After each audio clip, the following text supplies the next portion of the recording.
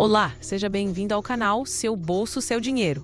Vamos conversar um pouco sobre uma possibilidade real de receber uma indenização de até R$ 5.000 de bancos devido a práticas abusivas e empréstimos consignados, um direito que muitos aposentados e pensionistas do INSS desconhecem. Vamos detalhar quais são essas práticas, como identificar se você foi uma vítima, mesmo que nunca tenha feito um empréstimo, e o que fazer para buscar essa reparação financeira. A informação mais importante que você precisa saber desde já é que a Justiça tem reconhecido que a contratação de um cartão de crédito consignado, sem o seu consentimento claro, quando você, na verdade, queria um empréstimo comum, é uma prática ilegal, que gera o dever de indenizar, e essa é apenas uma das várias armadilhas que vamos expor. Suas dúvidas e histórias são muito importantes para nós e para outras pessoas na mesma situação. Por isso, sinta-se à vontade para deixar seu comentário abaixo. Nós nos esforçamos para responder a todos os comentários e construir uma comunidade de apoio e informação. Muitos aposentados e pensionistas estão descobrindo da pior maneira que aquele alívio financeiro momentâneo de um empréstimo consignado se transformou em uma dor de cabeça sem fim. O que poucos sabem é que, em inúmeros casos, essa dor de cabeça não é um mero azar, mas sim o resultado de práticas abusivas e ilegais por parte de algumas instituições financeiras. A boa notícia é que o Poder Judiciário tem se posicionado firmemente contra esses abusos, resultando em condenações que podem colocar um valor significativo no seu bolso. Estamos falando de indenizações por danos morais, que em muitos tribunais pelo país têm girado em torno de R$ 5.000, além da devolução de todos os valores que foram descontados indevidamente de seu benefício, muitas vezes em dobro. A questão central é que os bancos, cientes da previsibilidade e garantia do recebimento dos benefícios do INSS, desenvolveram estratégias agressivas e, por vezes, fraudulentas para prender os beneficiários em dívidas que parecem intermináveis. Uma das práticas mais danosas e, infelizmente, comuns é a do chamado cartão de crédito com reserva de margem consignável, mais conhecido pela sigla RMC. Imagine a seguinte situação. Você precisa de um valor, digamos, R$ 3.000 para uma emergência. Você vai ao banco ou a uma financeira e solicita um empréstimo consignado. O atendente, muito solícito, informa que o crédito foi aprovado. Você assina a papelada, recebe o dinheiro e fica tranquilo, pois sabe que as parcelas serão descontadas diretamente do seu benefício, com juros controlados. O problema é que, em muitos casos, o que você assinou não foi um contrato de empréstimo, mas sim uma adesão a um cartão de crédito consignado. O dinheiro que você recebeu não foi um empréstimo, mas um saque do limite desse cartão. A consequência disso é desastrosa. Em vez de pagar parcelas fixas que abatem o principal e os juros, como em um empréstimo normal, o banco passa a descontar mensalmente do seu benefício apenas o valor mínimo da fatura do cartão. Esse valor, na maioria das vezes, cobre apenas os juros rotativos, que são exorbitantes, e quase nada do valor principal que você pegou. O resultado é que a dívida nunca acaba. Você pode passar anos pagando e, ao verificar o saldo devedor, perceber que ele continua praticamente o mesmo ou até maior. Isso transforma uma dívida que deveria durar alguns anos em uma obrigação perpétua.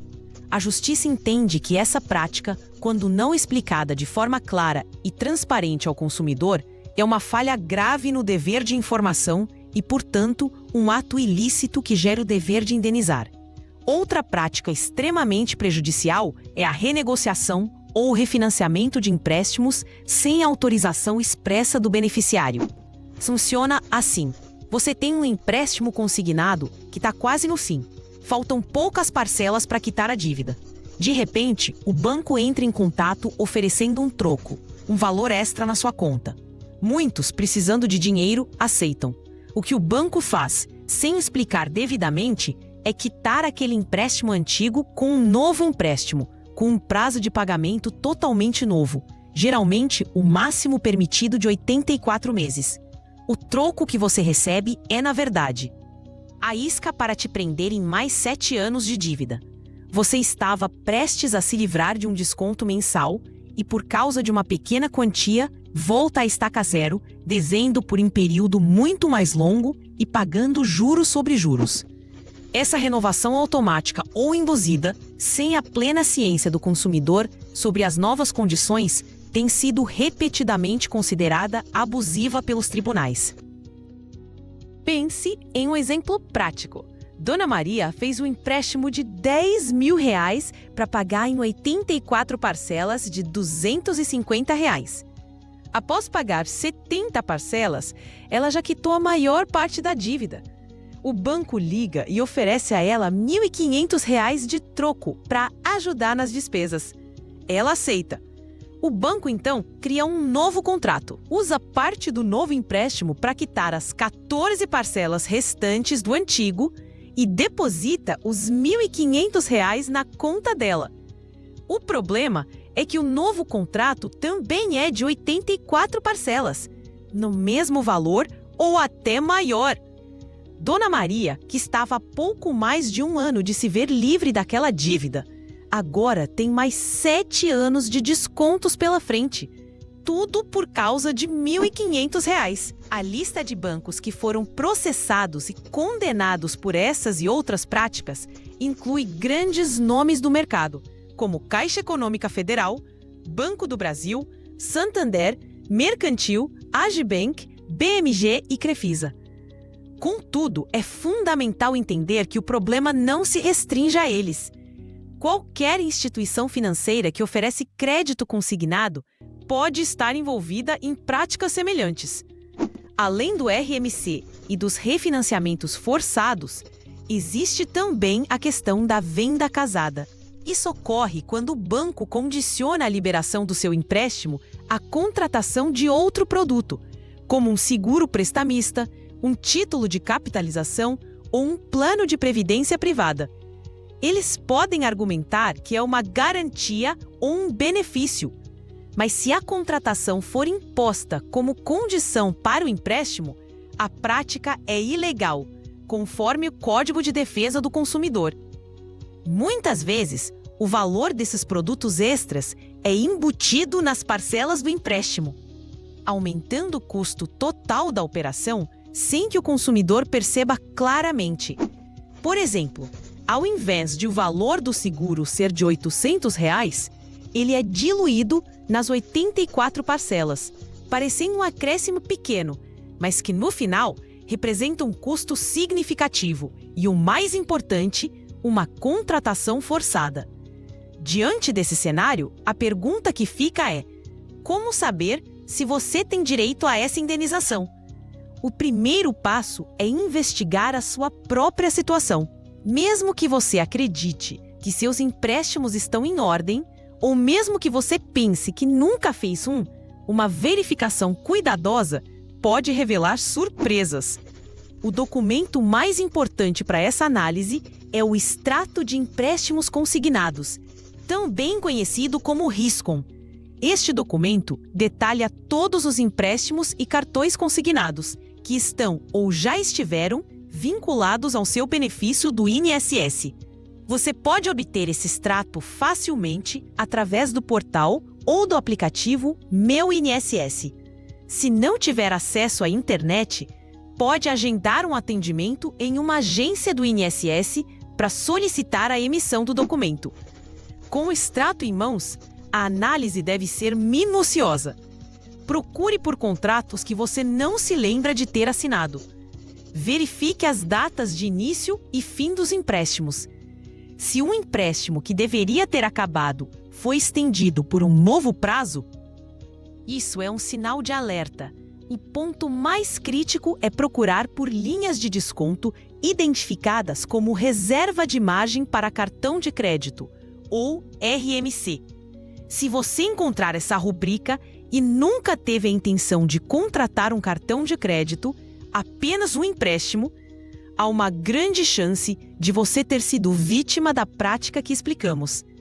Outra sigla a ser observada é a RCC, que significa Reserva de Cartão Consignado, funcionando de maneira muito parecida. Anote todos os contratos suspeitos, os valores das parcelas e os prazos. Após identificar uma ou mais irregularidades, o caminho para buscar seus direitos se abre. Uma primeira medida pode ser registrar uma reclamação formal na ouvidoria do banco. Guarde o número de protocolo e todas as comunicações. Simultaneamente, é altamente recomendável registrar uma queixa em plataformas oficiais de defesa do consumidor, como o site consumidor.gov.br, que é mantido pelo governo federal e tem a participação de muitas empresas. Outro canal importante é o Banco Central, que possui um sistema para registrar reclamações contra instituições financeiras. Essas reclamações geram um registro formal do seu problema e, em alguns casos, podem levar a uma solução administrativa, embora nem sempre isso aconteça. Contudo, em grande parte dos casos, as respostas dos bancos são evasivas ou insatisfatórias. Eles podem alegar que tudo foi contratado corretamente ou simplesmente ignorar a sua reclamação.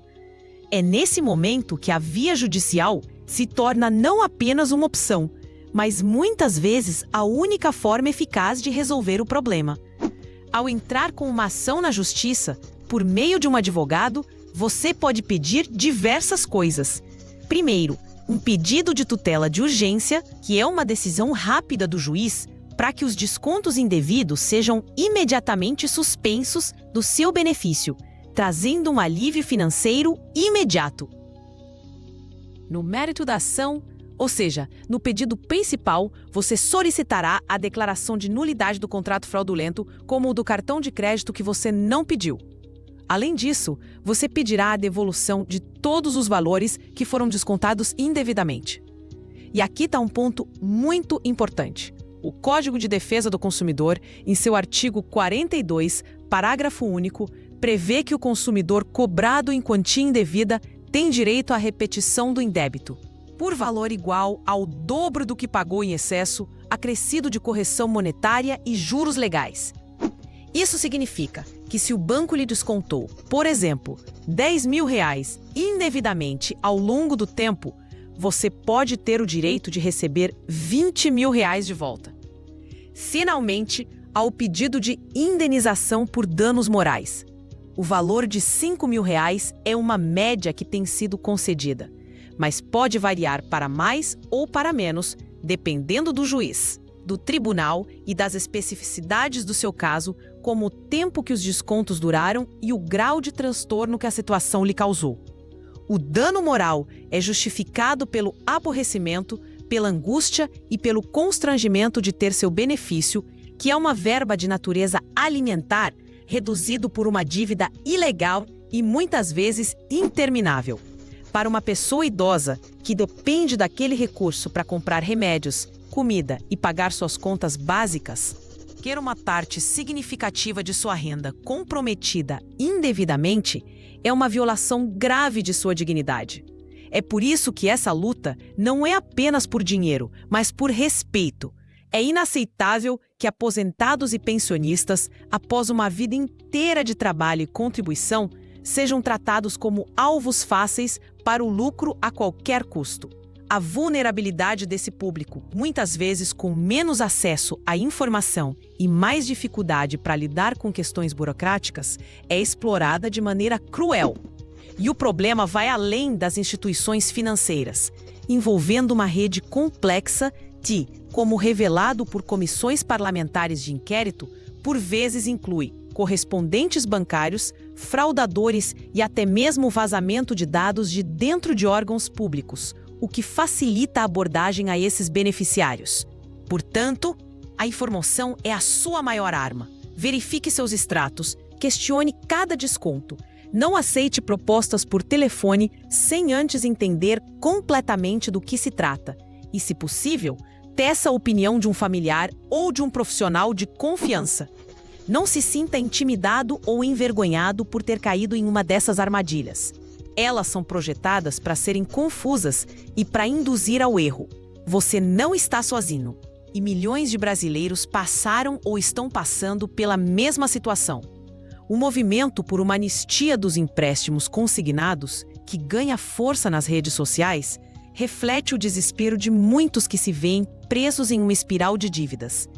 E embora uma anistia geral seja uma questão legislativa complexa e incerta, a busca individual por seus direitos na justiça é uma realidade concreta e acessível. O ideal é sempre procurar um advogado especialista em direito do consumidor ou direito previdenciário para tirar dúvidas e entender melhor como buscar seus direitos. Um profissional qualificado poderá analisar seus documentos, como o extrato de empréstimos e os contratos, e avaliar a viabilidade de uma ação judicial. Ele poderá calcular exatamente os valores que foram pagos indevidamente e o montante que pode ser pleiteado a título de danos materiais e morais. Consultar um advogado antes de tomar qualquer atitude referente a seus direitos é sempre a única garantia de que o caminho correto será seguido e de que seus direitos serão preservados da melhor forma possível.